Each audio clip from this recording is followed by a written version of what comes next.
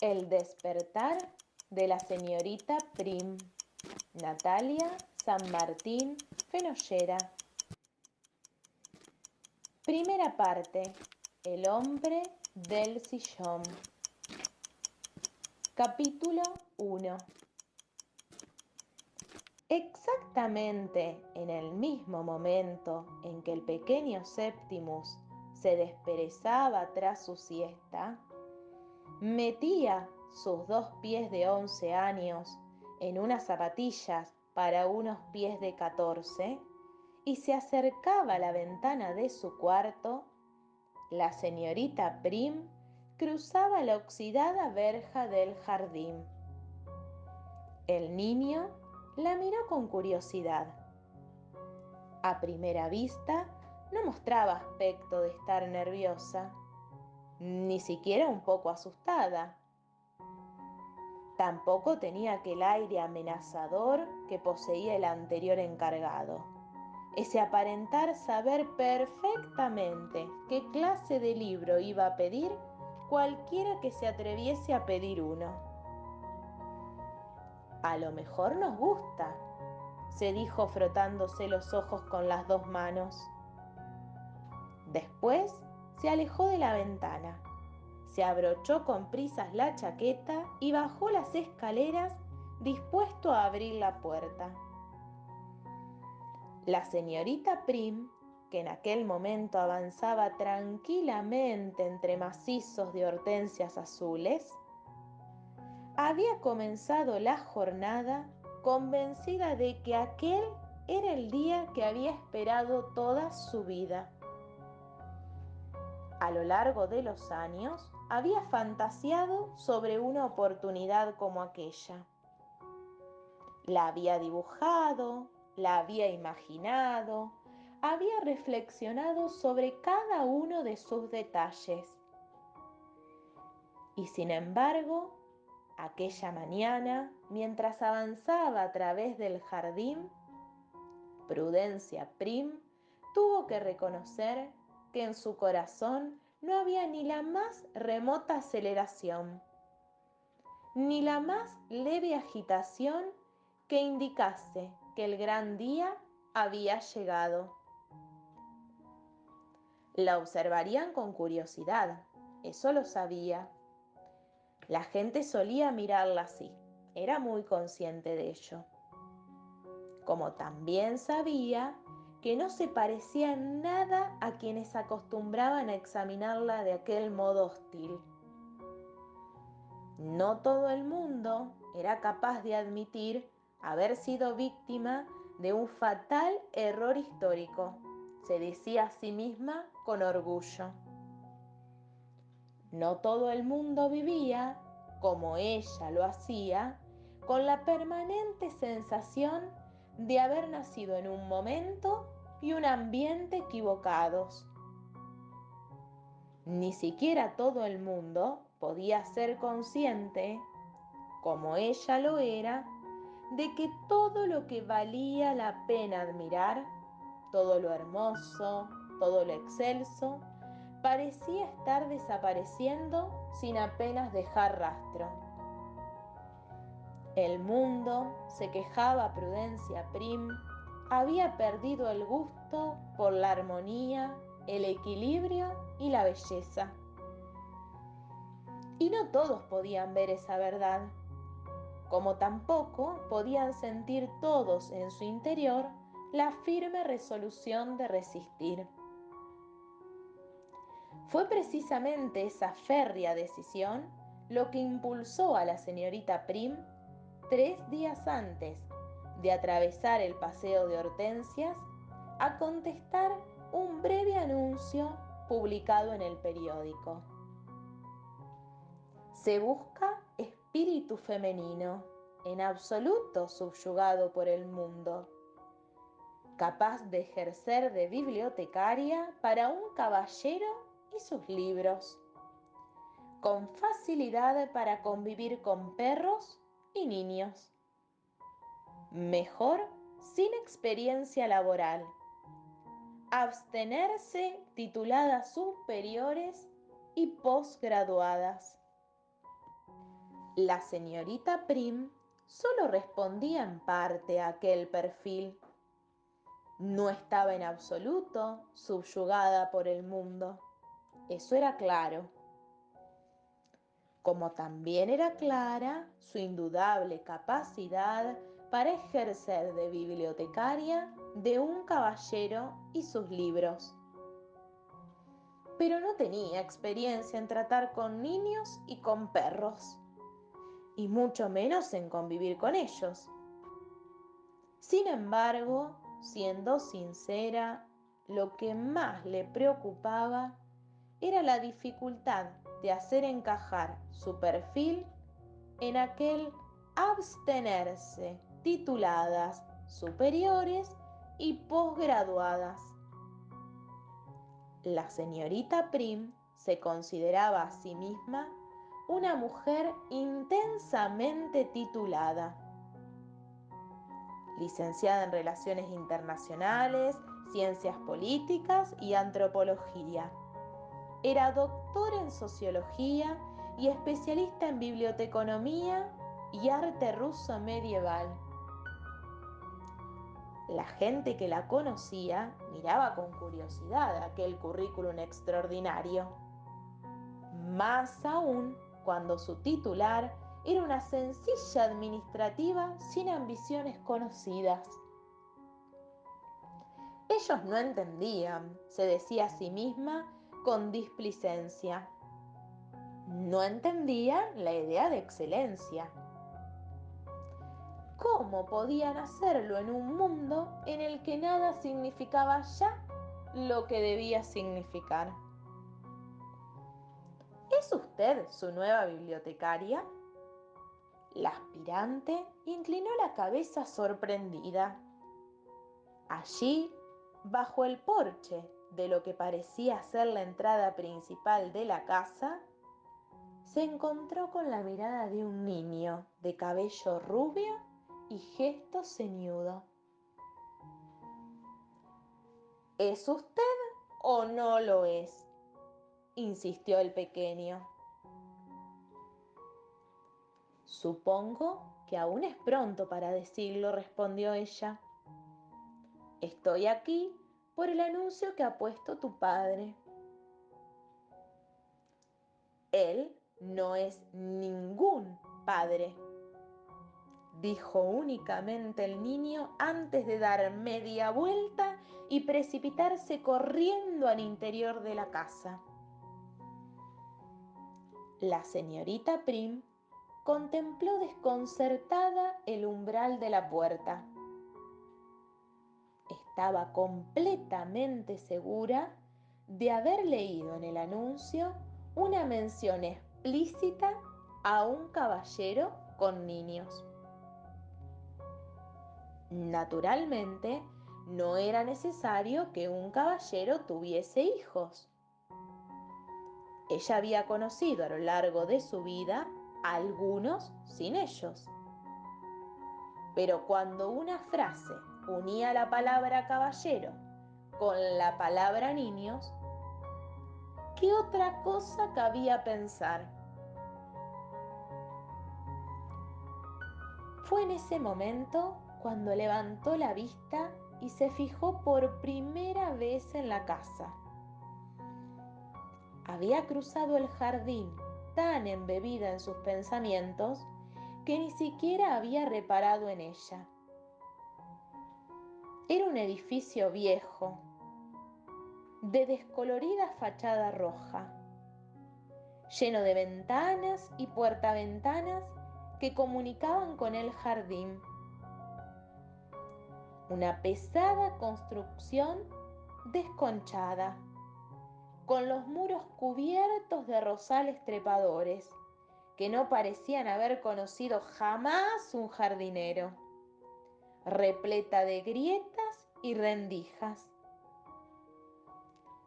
El porche delantero, formado por 4 viejas columnas sobre las que pendía una enorme glicinia, ofrecía un aspecto imponente y desolador. Debe de ser helada en invierno, murmuró. Entonces consultó su reloj. Ya era casi media tarde. Todas las ventanas estaban abiertas de par en par y el fresco viento de septiembre movía caprichosamente las cortinas blancas y ligeras como velas. Parece un buque, pensó, un viejo buque encallado. Y dando un rodeo, se acercó a la primera ventana, dispuesta a encontrar a un anfitrión que hubiese alcanzado al menos la mayoría de edad. Nada más acercarse a la ventana, la señorita Prim descubrió una habitación grande, muy desordenada, repleta de libros y niños. Había más libros que niños, muchos más, pero por alguna razón el reparto de fuerzas producía la impresión de estar equilibrado. La aspirante contó 30 brazos, 30 piernas y 15 cabezas. Sus propietarios se encontraban desperdigados sobre la alfombra, tumbados en viejos sofás, acurrucados en desvencijadas butacas de cuero. También observó 2 enormes perros echados a cada uno de los lados de un sillón colocado frente a la chimenea, de espaldas a la ventana. El niño que la había recibido en el porche estaba allí, sobre la alfombra, concienzudamente inclinado sobre un cuaderno. Los demás levantaban la cabeza de vez en cuando para responder a un interlocutor cuya voz parecía brotar directamente del sillón frente a la chimenea. Vamos a empezar, dijo el hombre del sillón. ¿Nos dejas pedir pistas?, preguntó uno de los pequeños. Por toda respuesta, la voz masculina se limitó a recitar. Ultima cumein venit iam carminis setas, magnus ab integro seclorum nascitur ordo. Iam redit et Virgo, redeunt Saturnia regnia, iam nova progenies cielo demititur alto. Ya viene la última era de los cúmanos versos. Ya nace de lo profundo de los siglos un gran orden. Ya vuelve la Virgen, vuelven los reinados de Saturno. Ya desciende del alto cielo una nueva progenie. ¿Y bien?, preguntó al finalizar. Los niños guardaron silencio. ¿Podría ser Horacio?, preguntó uno de ellos con timidez. Podría ser Horacio, respondió el hombre, pero no lo es. Vamos, inténtalo otra vez. ¿Quién se atreve a traducirlo? La aspirante, que contemplaba la escena agazapada tras los gruesos cortinones que enmarcaban los visillos, pensó para sí que la pregunta era excesiva. Aquellos niños eran demasiado pequeños para reconocer una obra a través de una única cita, más aún si esa cita era en latín.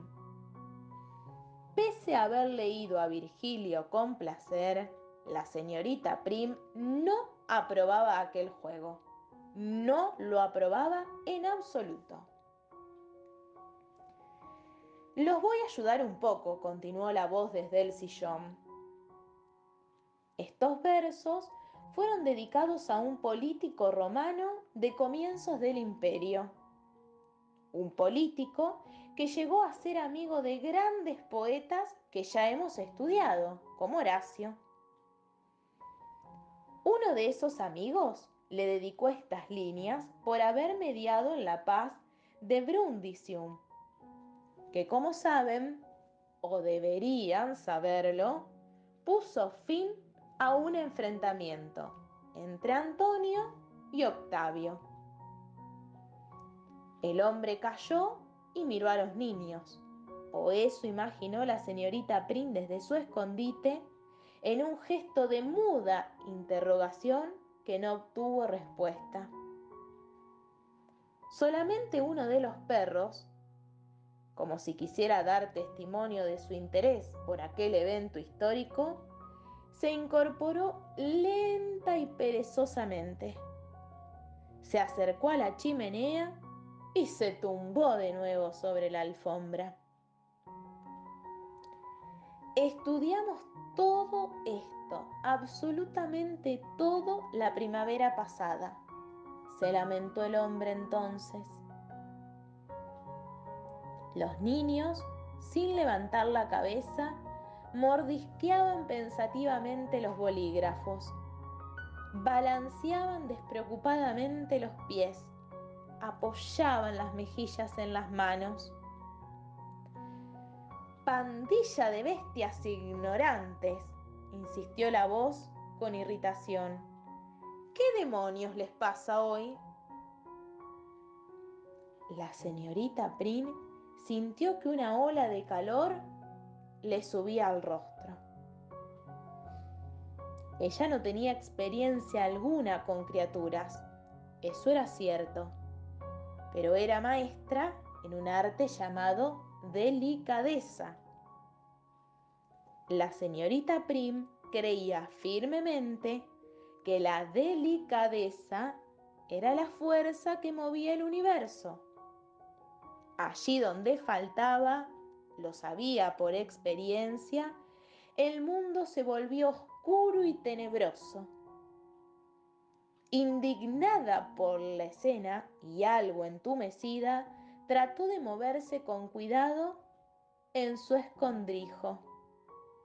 Pero el inesperado gruñido de uno de los perros la hizo desistir del intento. «Está bien», el tono del hombre se suavizó. «Vamos a probar con otro mucho más fácil». «¿Del mismo autor?», preguntó una niña. «Exactamente del mismo». ¿Están preparados? Solo voy a recitar media línea. Facilis descensus Averno. Es fácil el descenso a los infiernos. Una inesperada ola de brazos levantados y de ruidosas exclamaciones de triunfo hizo evidente que esta vez los pupilos conocían la respuesta. «¡Virgilio!», gritaron a una en un coro estridente. «¡Es la Eneida!». Eso es», rió el hombre satisfecho. Y lo que antes les recitaba eran las églogas. La égloga cuarta. Por lo tanto, el estadista romano que fue amigo de Virgilio y de Horacio es...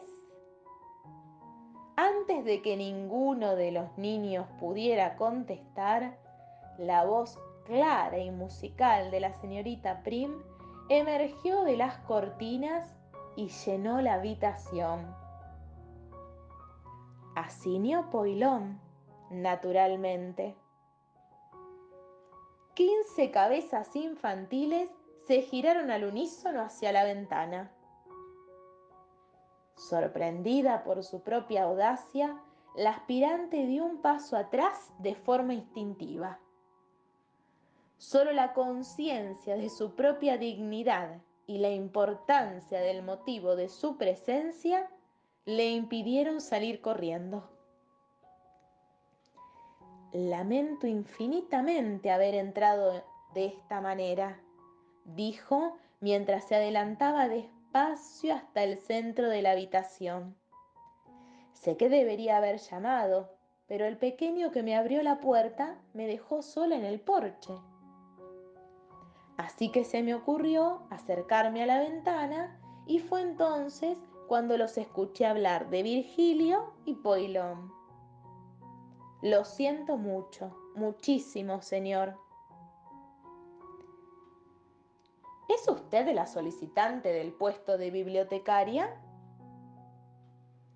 El hombre se puso de pie e hizo la pregunta con suavidad, como si no se hubiese dado cuenta de que una desconocida acababa de irrumpir en su salón a través de una ventana. Es un caballero, pensó la señorita Prim con admiración. Un verdadero caballero. Tal vez le había juzgado con precipitación. Probablemente había sido demasiado saga.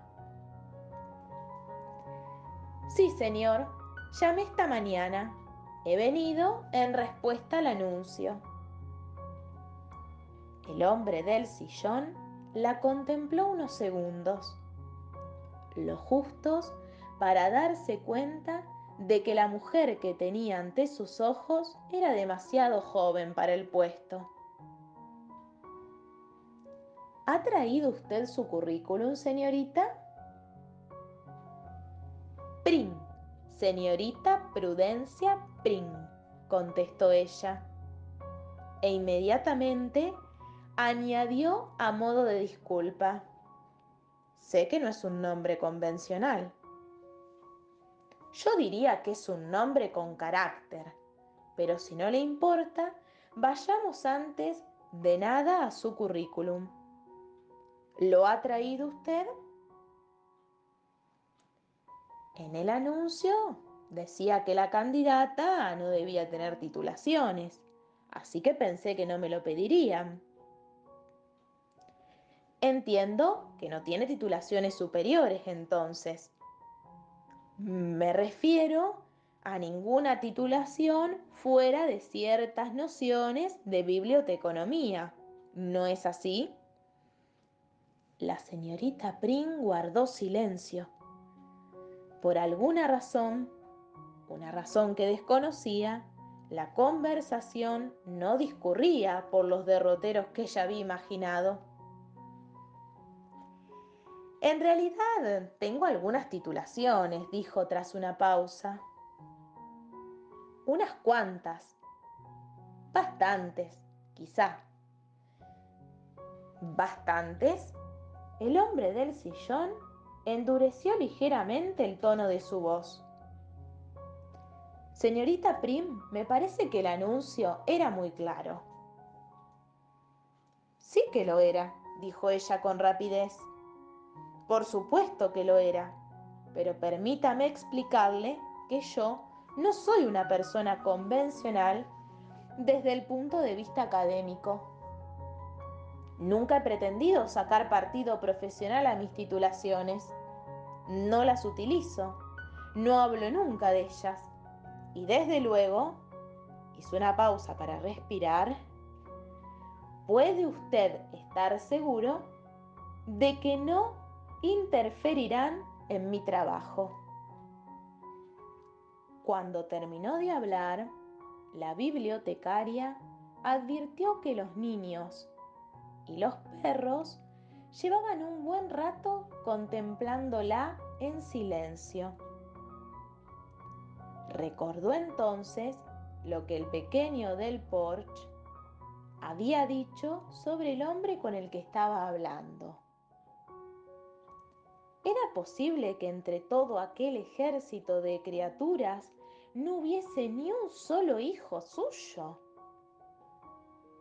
Dígame, insistió él, ¿de qué titulaciones estamos hablando? Es más, ¿de cuántas? La aspirante tragó saliva mientras pensaba cuál podía ser la mejor forma de afrontar aquella espinosa cuestión.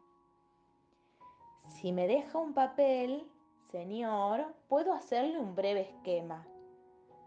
¿Hacerme un breve esquema?, exclamó él con estupor. ¿Pero ha perdido usted el juicio?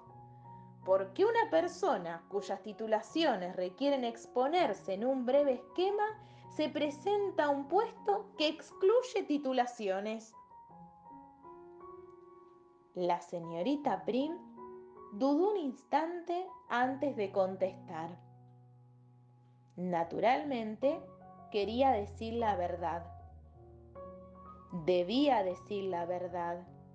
Deseaba urgentemente hacerlo, pero sabía que si lo hacía, no conseguiría el empleo. No podía decir que había sentido un pálpito al leer el anuncio. No podía explicar que se le había acelerado el pulso, que se le había nublado la vista, que en aquellas pocas líneas había vislumbrado un repentino amanecer. Mentir, por otra parte, estaba descartado.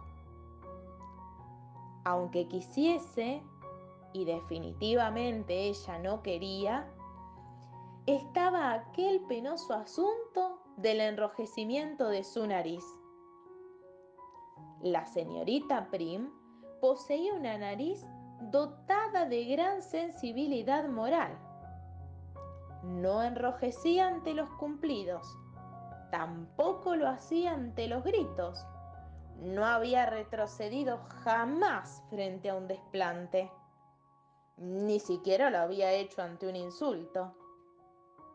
Pero ante la mentira no había nada que hacer. Una involuntaria inexactitud, una sola exageración, algún inocente engaño y su nariz se encendía espléndida como una llama. ¿Y bien?, la interrogó el hombre del sillón. Buscaba un refugio, dijo ella bruscamente. ¿Un refugio? ¿Quiere decir un lugar donde vivir? El hombre se miró los zapatos con gesto inquieto. Señorita Prim, le ruego de antemano que me perdone por lo que voy a decir. La pregunta que voy a hacerle es delicada y me resulta muy difícil formularla, pero tengo el deber de hacerlo. Tal vez está usted en dificultades, algún malentendido, un incidente desgraciado, quizá una pequeña irregularidad legal. La bibliotecaria, que provenía de una familia reciamente entrenada en la grandeza de la virtud civil, reaccionó viva y calurosamente ante aquella acusación. Por supuesto que no, señor. Absolutamente no. Soy una persona honorable. Pago mis impuestos, abono las multas de tráfico, realizo pequeñas donaciones a la beneficencia. Nunca he cometido un acto delictivo, tampoco una falta. No hay un solo borrón en mi historial ni en el de mi familia. Si usted quiere comprobar... No hace falta, señorita Prim, respondió él desconcertado. Permítame que le pida disculpas. Es evidente que he malinterpretado sus palabras. La aspirante, perfectamente compuesta, unos minutos antes, parecía ahora profundamente alterada. Los niños la observaban sin decir palabra. No comprendo cómo ha podido usted pensar algo así, se lamentó. Perdóneme, se lo ruego, insistió el hombre de nuevo. ¿Cómo puedo compensarla por esta grosería? Podemos contratarla. La voz del desgreñado niño del porche brotó desesperadamente desde las profundidades de la alfombra. Tú siempre dices que hay que hacer lo que en justicia hay que hacer. Tú siempre lo dices. El hombre del sillón pareció desconcertado durante un instante. Después le sonrió al pequeño, asintió suavemente con un gesto y se acercó a la candidata con aire compungido.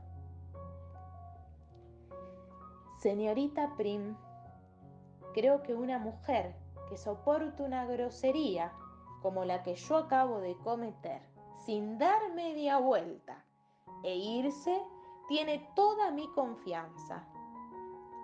Sea cual sea la tarea que le sea encomendada. ¿Haría usted el favor de aceptar el empleo? La aspirante abrió la boca para decir no, pero inmediatamente tuvo una visión fugaz. Contempló las largas y oscuras jornadas de trabajo en su oficina. Escuchó tediosas conversaciones sobre deportes. Recordó sonrisas burlonas y miradas maldecientes. Rememoró groserías dichas casi a media voz. Después volvió en sí y tomó la decisión. Al fin y al cabo, él era un caballero. ¿Y quién no querría trabajar con un caballero? ¿Cuándo empezamos, señor? Y sin esperar respuesta, dio media vuelta y salió por la puerta-ventana dispuesta a recoger sus maletas.